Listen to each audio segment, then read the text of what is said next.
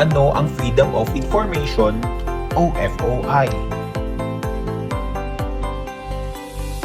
Ang FOI ay nagbibigay ng mekanismo upang maitaguyod ang pagiging bukas ng proseso ng pamahalaan. Sa pamamagitan ng FOI, maaaring mag-request ang mamamayan ng mga dokumento o impormasyon mula sa mga ahensya ng gobyerno.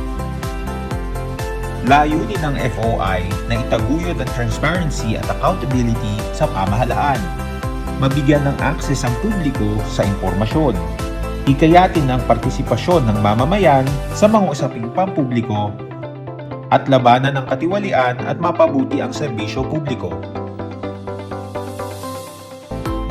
Sino ang maaaring mag-request ng impormasyon sa ilalim ng FOI?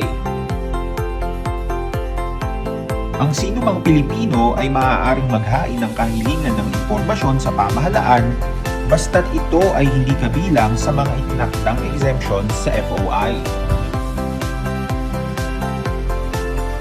Mayroon bang exception sa FOI?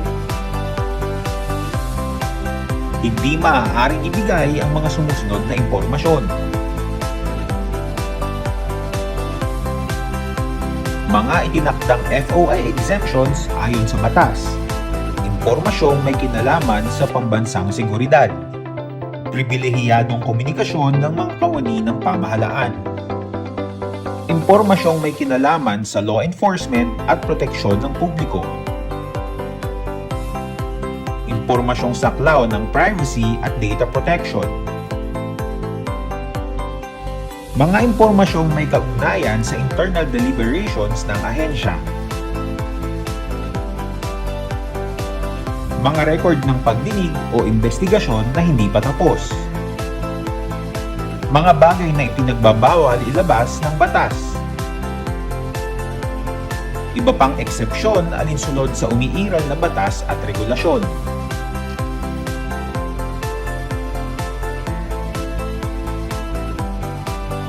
Paano mag-file ng Freedom of Information request sa AFAP? Narito ang mabilis at simpleng gabay. Sino ang tumatanggap ng iyong FOI request? Ang mga FOI request ay natatanggap ng AFAB sa pangunguna ng Administrative Services Division ng Administrative Services Department. Paraan ng pagsumite ng request. Maaaring magsumite ng request sa pamamagitan ng in-person or written submission. Mag-submit ng written request kasama ang valid ID at iba pang mga kailangang dokumento sa AFAB FOI Receiving Office. Maaari ding gamitin ang electronic FOI portal. Mag-submit online sa www.foi.gov.ph.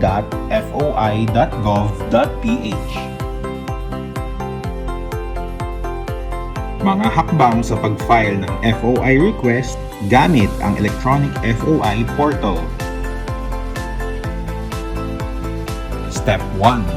Pumunta sa FOI website at itype sa browser ang www.foi.gov.ph.